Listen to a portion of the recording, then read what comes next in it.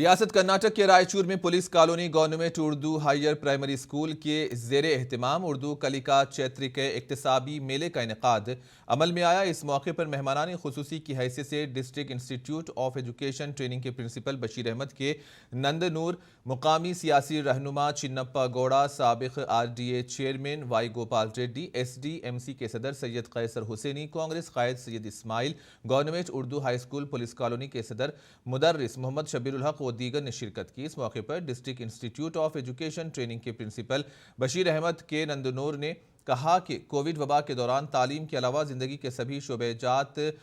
बुरी तरह से मुतासिर हुए थे, लेकिन अब तमाम शोबे आहिस्ता आहिस्ता मुस्तहकम हो रहे हैं और तलबा काफ़ी मेहनत और दिलचस्पी से तालीम हासिल करने के साथ साथ निहायत ही उम्दगी से तालीमी मेलों में भी हिस्सा ले रहे हैं।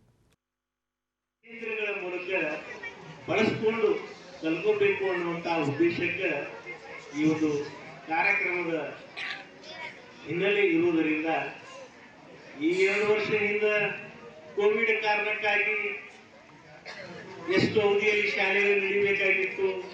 ಮಕ್ಕಳು ಶಾಲೆಗೆ ಬರಬೇಕಾಗಿತ್ತು, ಎಷ್ಟು ಕಲ್ತ್ಕೋಬೇಕು